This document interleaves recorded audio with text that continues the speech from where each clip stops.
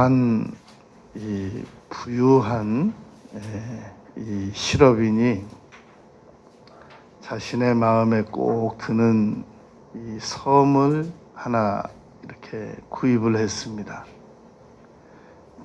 그리고 이제 그 섬을 잘 관리할 수 있는 노예를 그 섬의 책임자로 임명을 했습니다. 그러나 워낙 바쁜 일정 관계로 그 섬을 자주 가볼 수는 없었습니다. 그런데 이제 1년에 몇 번씩 가보는 겁니다. 그런데 이 섬의 주인은 그 섬의 책임을 맡긴 그 노예에게 아주 마음껏 자유를 줍니다. 그 안에서 꾸미고 싶은 대로 꾸미고 가꾸고 싶은 대로 가꾸고 그런 자유를 주는 것이 이 섬의 주인의 특징입니다.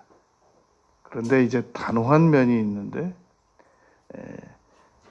그곳을 방문했을 때 자신의 마음에 들지 않게 꾸며놓는다든지 그러면 그때는 가차없이 그 노예를 그 섬에서 쫓아내는 겁니다.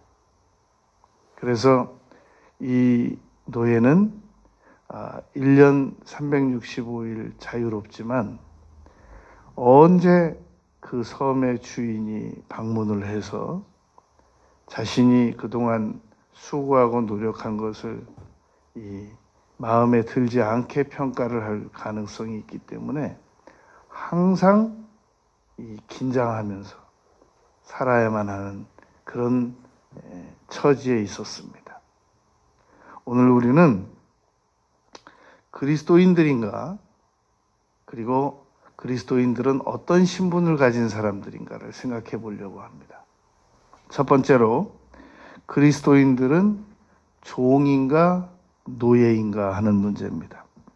오늘 본문 말씀 11장 26절 말씀에 보면 제자들이 안디옥에서 비로소 그리스도인이라고 일컬음을 받게 되었더라는 겁니다.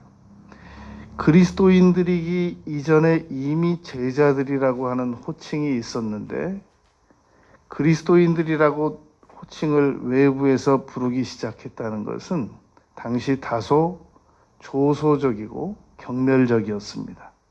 그때 당시에는 나사렛 땅, 또 갈릴리 땅 그런 제자들에 대한 평가가 있었단 말입니다.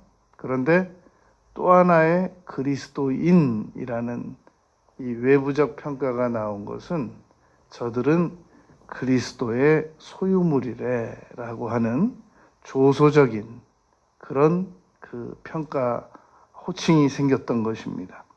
사도행전 26장 28절에 보면 그래서 이 아그리빠 왕이 네가 말 몇 마디로 나를 그리스도인이 되게 하려고 하느냐? 라고 물었을 때 그것이 다소 반어법적인 그 도전적인 공격적인 언어였던 겁니다. 당시에 그리스도인이라고 하는 평가가 교주가 십자가에 매달려 죽은 그런 그 교였기 때문에 높게 인정받는 시기가 아니었단 말입니다. 그런데 중요한 것은 성경 전체에는 이 노예라는 단어가 그 헬라어 성경에는 174번이 기록되어 있었습니다. 그런데 이것을 영어 성경에서 번역하면서 노예를 서번트로 바꿨습니다. 그러니까 그러면 슬레이브와 서번트의 이 결정적인 차이는 뭐냐라는 겁니다. 그것은 소유이냐 아니면 어느 정도의 자유가 있는 고용적 종이냐라는 차이인 것이란 말입니다. 오늘날 그리스도인들은 자신을 노예라고 인정받기를 사실상 거절하고 있습니다. 그러면 이 그리스도인을 어떻게 해석할 것이냔 말입니다. 종으로 해석해달라는 겁니다. 종까지는 양보하겠다. 그러나 노예까지는 아니다. 라고 주장을 하는 겁니다. 그러므로 오늘 우리가 첫 번째로 생각한 것은 그리스도인은 노예여야 하느냐 종이어야 하느냐 하는 문제를 우리가 생각해야 됩니다. 두 번째는 출애굽 당시로 돌아가 보는 겁니다. 출애굽 당시로 돌아가 보면 출애굽기 1장 8절에서는 요셉을 알지 못하던 왕이 나타났습니다. 그러면서 이스라엘 백성들을 갑자기 노예로 전락을 시켰습니다. 그래서 비돔성, 국고성 이런 것들을 람셋을 건축하게 할 때 집도 주지 않고 벽돌과 기와장을 만들어라 라고 하는 그런 명령을 시달하였단 말입니다. 그러니까 이스라엘 백성들은 집단 노예가 됐던 겁니다. 그것이 끝이 아니었습니다. 출애굽기 1장 15절부터 보면 애굽 왕은 이 노예들이 앞으로 강성해질 것이 두려워서 남자아이들은 나일강에 던져서 죽이라고 명령을 했단 말입니다. 이스라엘 백성들은 원래 아브라함부터가 출신이 가나안의 원주민이 아니었습니다. 저 2000km 떨어진 갈대아 우르에서 이주해온 그런 사람들이었단 말입니다. 그런 사람들이었었는데 요셉이 먼저 애굽에 들어가면서 그때 당시는 애굽에 가서 조금 요셉 덕분에 안전적이고 호화로운 생활을 잠시 했었습니다만 요셉을 알지 못하던 왕이 나타나면서 급전직하로 노예 신분으로 떨어졌다는 겁니다. 이게 지금 우리 그리스도인들의 조상들이 걸어온 발자취입니다. 세 번째 우리가 생각할 것은 로마 당시에 이 노예들의 위치였던 겁니다. 이 로마 시대에는 5명 중에 1명이 노예였습니다. 이 노예들은 주인을 먹여 살려야 하는 의무까지 부과됐었습니다. 이들은 전적인 주인의 소유였고 무조건 복종을 해야 했으며 오직 헌신해야 했고 전적으로 주인에게 의존해야 했고 그가 하는 일은 전적으로 자신이 목숨을 걸고 져야만 했었습니다. 그게 당시에 로마 시대의 노예들의 신분적 위치였습니다. 도망가다 잡히면 사형을 당했고 언제든지 주인 마음에 들지 않으면 구금되어야 했고 구타를 당해야 했고 채찍질을 맞아야 했고 그리고 주인이 판단해서 죽여야 되겠다. 그러면 그냥 죽어야만 했던 것이 로마 시대 때 이 노예들의 신분이었었습니다. 그런데 로마 시대 때 노예 신분은 둘로 나눠졌습니다. 하나는 생업에 종사하는 노예들, 완전히 주인을 먹여 살리고 아이들을 이 학교에 데려다 주고 데려오고 집안 살림을 하고 청소하고 그런 노예들이 있었고 또 한 노예들은 주인 대신 공부하고 하이클래스들이 있었단 말입니다. 그랬다고 그러지 않습니까? 우리나라 고종 왕 때 처음으로 외국에서 테니스가 들어와서 테니스 이렇게 치는 모습을 보여줬더니 고종이 그랬다고 그러지 않습니까? 저렇게 힘든 일을 저 하인들 시켜서 하지 저걸 왜 직접 하는가 그렇게 물었다고 하지 않습니까? 로마 시대 때는 모든 법률, 의료, 그림, 학습, 이거 전부 노예들에게 시켰던 겁니다. 그런데 결정적인 그 시민권 제도라는 게 로마에 있었습니다. 그래가지고 그렇게 혹독하게 이 노예들을 부리다가도 어느 날 주인이 마음이 바뀌어서 나는 우리 집의 이 노예들을 이제 자유하게 하는 시민권을 주겠다라고 선언을 하면 그 시로부터 그 노예들은 로마의 시민권자가 될 수 있었습니다. 또 하나의 이제 시민권을 얻는 방법은 주인 사후입니다. 주인이 이제 완전히 죽게 되면 그때 이 로마의 시민권을 이 노예들이 얻게 되는 것이었습니다. 이게 이제 성경의 기록이 두 개가 있는데요. 사도행전 22장 28절에 보면 천부장이 바울에게 그렇게 말합니다. 나는 돈을 많이 들여서 이 시민권을 얻었노라. 그랬더니 바울이 나는 나면서부터 얻었다. 시민권자의 자녀는 시민권을 바로 얻을 수 있기 때문에 그렇게 말했던 것이란 말입니다. 그런데 바울이 이 빌립보 지역에서 이런 말을 합니다. 3장 20절에서 우리의 시민권은 하늘에 있다. 그러니까 그리스도인들의 시민권은 하늘에 있다라는 얘기란 말입니다.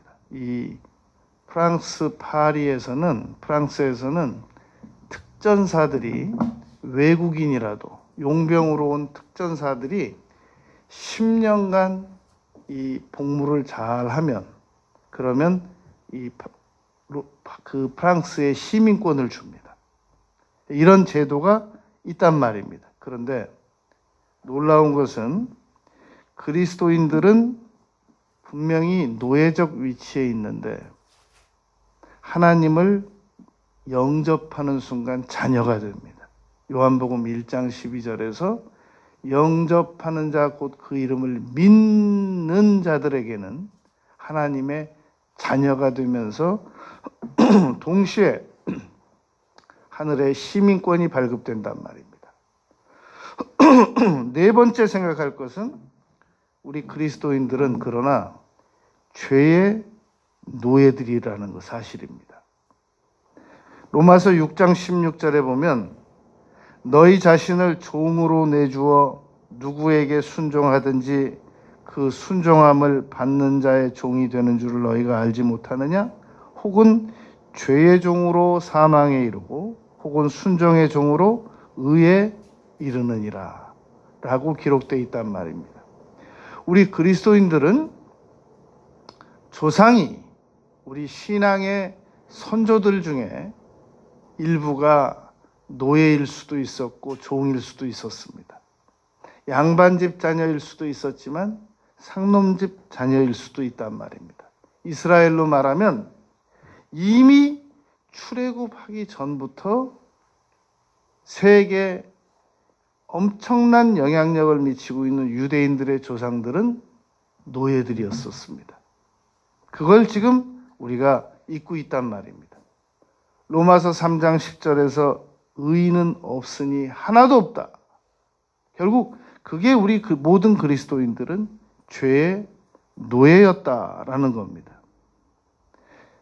끝으로 다섯 번째로 생각할 것은 그런데 놀라운 일들이 일어납니다. 이 노예들에게 입양 절차가 이루어지게 됩니다. 이 성경에서 입양 사례를 보면 모세가 유대인의 그 자녀로서 이미 애굽 사람들에게는 노예였습니다. 노예 신분이었습니다.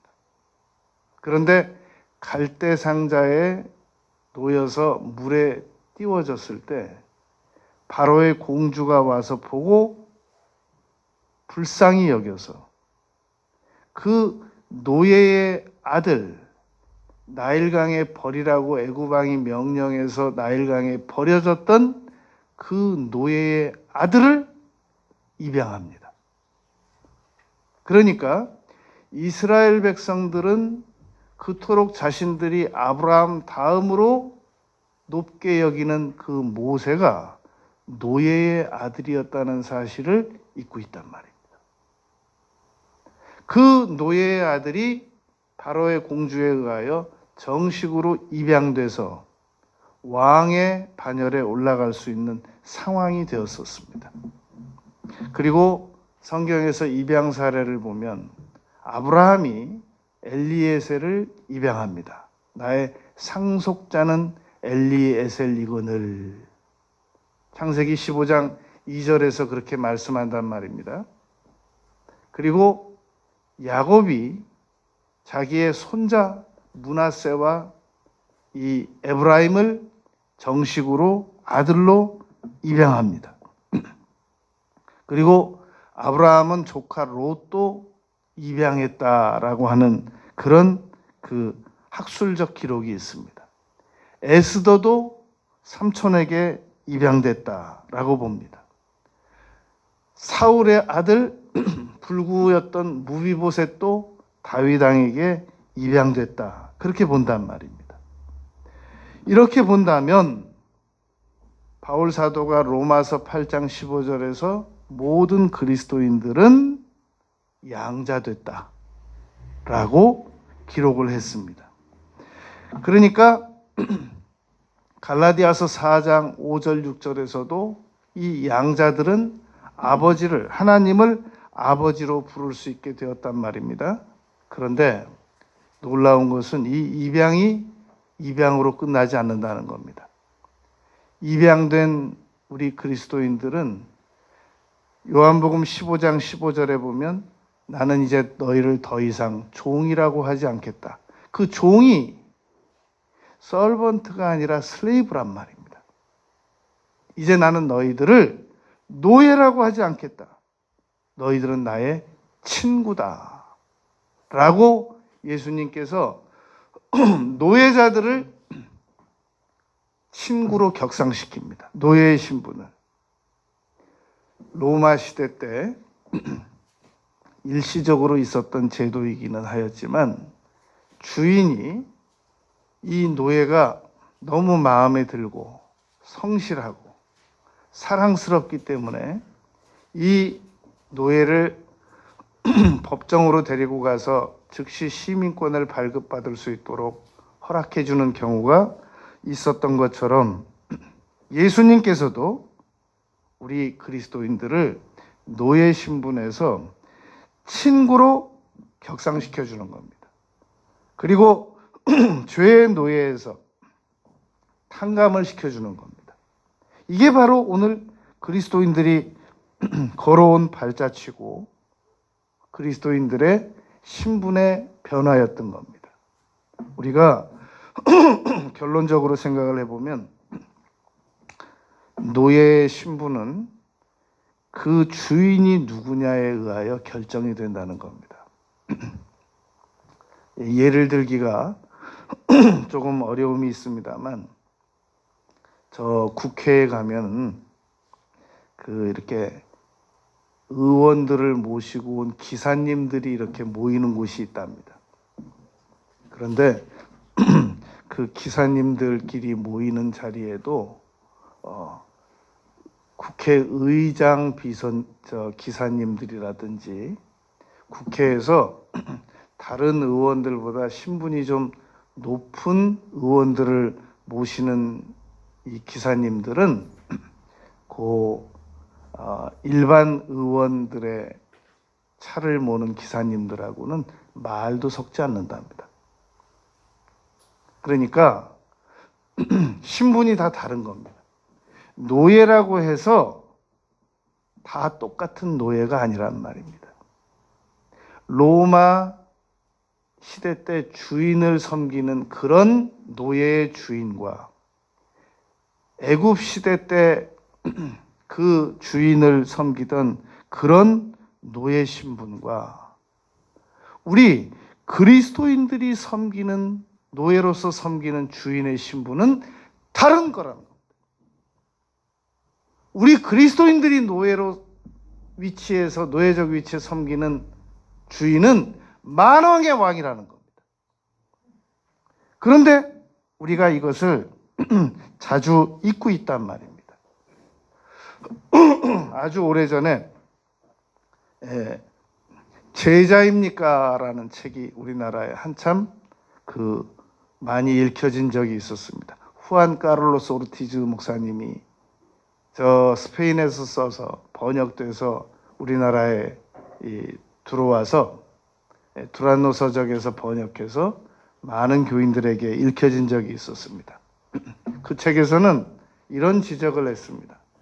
당신 신분이 제자라는 사실을 잊어버리고 너무 자유롭게 살아가는 거 아닙니까? 그런 지적을 했습니다. 그런데 그 정도가 아닌 겁니다. 제자 신분이 우리 그리스도인들이 아니라 우리는 사실상 노예 신분이었습니다. 그러니까 패러디해서 책이 한 권 더 나온다면 노예입니까? 라는 책이 한 권 더 나와야 되는 상황입니다.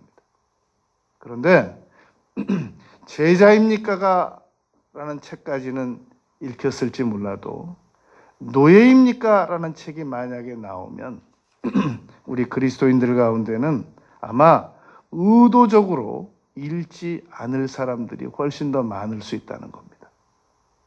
여러분, 우리는 그리스도인으로서의 정체성이 노예 출신이라는 사실을 알고 살아가면 절대 그리스도인으로서 실패하지 않습니다.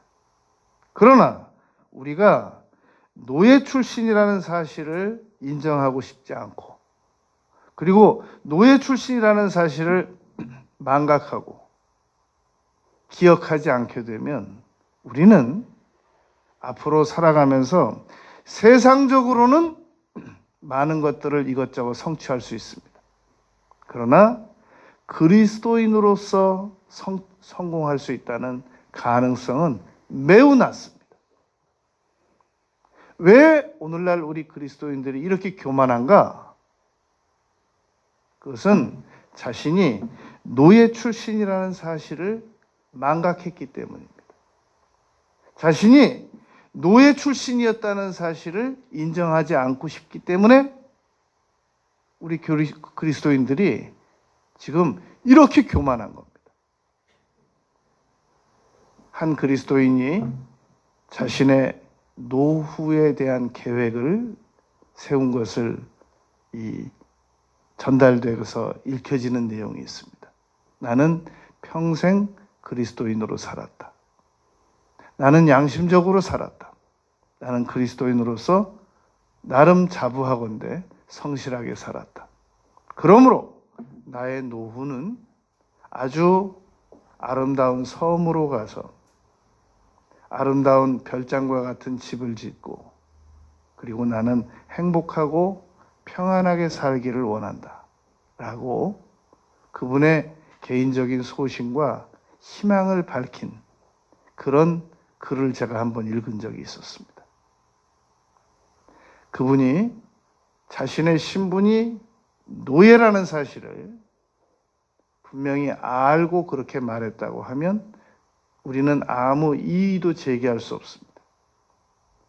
그러나 그분이 혹시 잊은 것이 있는데 우리 모든 그리스도인들은 노예 출신이고, 그 노예적 신분에서 양자로 입양됐고 아들로 승격됐으며 예수님의 친구로 승격됐고 시민권까지 발급받은 사람으로서 그런 소망을 가지고 있다고 한다면 그것은 다시 한번 재고되어야 할 문제입니다. 왜냐하면 요한복음 15장 15절에서 예수님께서는 제자들에게 너희는 나의 친구다 라고 인정을 해 주었는데 친구로 생을 마친 제자가 한 명도 없습니다.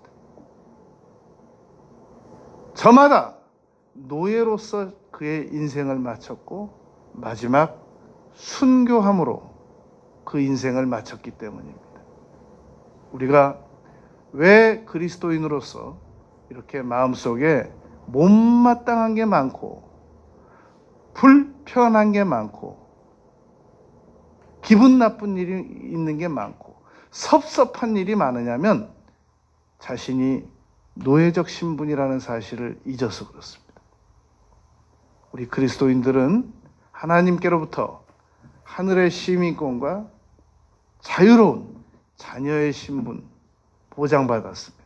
그런데 그것을 기꺼이 반납하고 스스로 반납하고 다시 노예적 신분으로 돌아가서 이 삶을 끝내는 것, 그것이 바로 우리가 선택해야 할 가장 아름답고 명예로운 선택이라는 사실을 우리가 잊지 말아야 하겠습니다. 기도드리겠습니다.